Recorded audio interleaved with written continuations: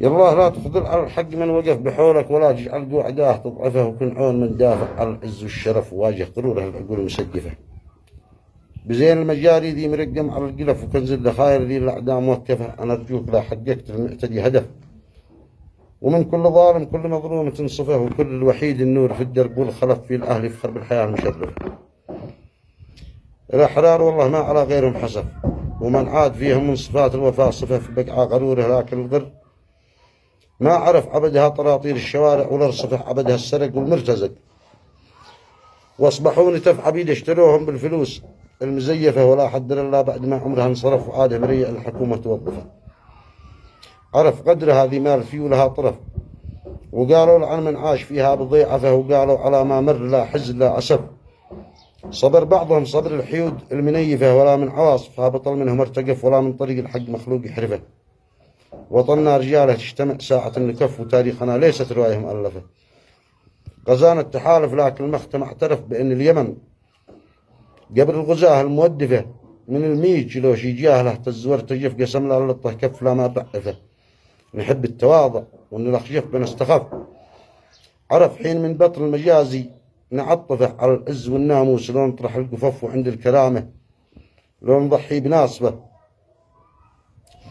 لو القدس متسلح وبغداد والنجف لشاف التحالف معركتهم مخوفة، ولكن أسف يا للأسف ألف يا أسف الأعزل جروحها بين الانجاف نازفة عيد. أمس يتنقى ضي اللول والصدف، عيت حلو في بحر الإبداع تغرف عيد. أنحت أبياتي على صخرة السرف، لتبقى على التاريخ لوحة مزخرفة عيد.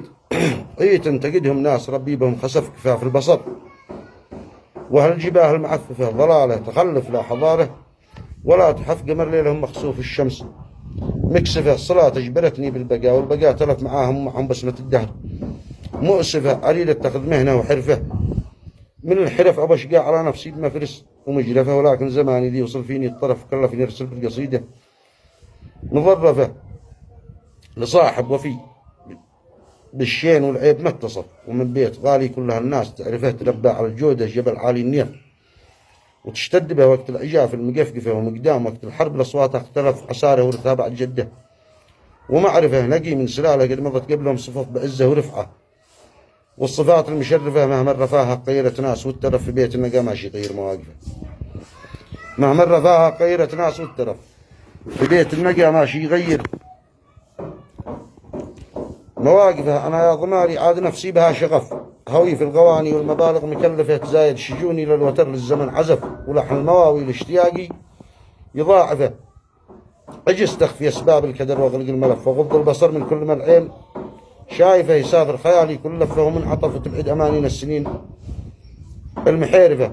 وأيضا نريد إفراج يا شيخ أبو خلف الذي في العنابر قد صورهم مشقفة. الأحزاب قد راحت والأحداث والخلف، وهم ما حصل في القات في السجن يصرفه، وصلوا عدد ما البرق من قنوة زغف، وممسك العودة طيلة الليل قاصبة. سلامتك.